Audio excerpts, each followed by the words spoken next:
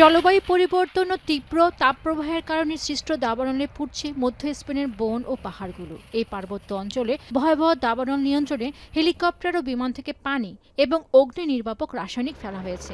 কিছু জায়গায় আগুন নিয়ন্ত্রণে এলেও একে পরিবেশ বিপর্যয় বলছেন স্পেনের বাসিন্দারা। Muy triste, muy triste. Muy triste, es una verdadera pena. Y bueno, mientras que no haya víctimas personales, pues bueno, vamos a decir que todo va bien. A mí me afecta en un sector que es la caza, que es desolador. Corzos muertos, jabalís muertos, atrapados en el fuego. O sea, un desastre. Desastre ecológico.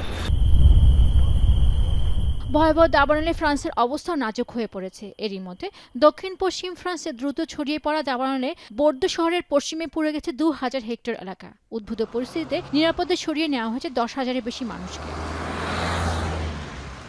এদিকে কর্তৃপক্ষ জানিয়েছে, আগুন নিয়ন্ত্রণে আনার জন্য লড়াই করছেন ৫০০ দমকল কর্মী। দাবানলটি ভয়াবহ আকার ধারণ করলেও এখন পর্যন্ত কোনো হতাহতের খবর পাওয়া যায়নি। দাবানল ছড়িয়েছে ইতালির সিলির অ্যাগ্রিজেন্তো প্রদেশের একটি শহরেও। আগুন ওই এলাকায় বসতবাড়ির কাছাকাছি চলে আসায় নিরাপদে সরিয়ে নেওয়া হয়েছে শতাধিক বাসিন্দাকে। চলতি বছর দাবানলে ইউরোপে গেল ২ দশকের বার্ষিক গড়ের চেয়েও বেশি জমি পুড়ে গেছে। কারণ বিশ্বের দ্রুততম উষ্ণায়নশীল এই মহাদেশটি এ বছর এখন পর্যন্ত পরপর ৩টি তীব্র তাপপ্রবাহের মধ্য দিয়ে গেছে। পেনুকা সুলতানা, এখন বিশ্ব।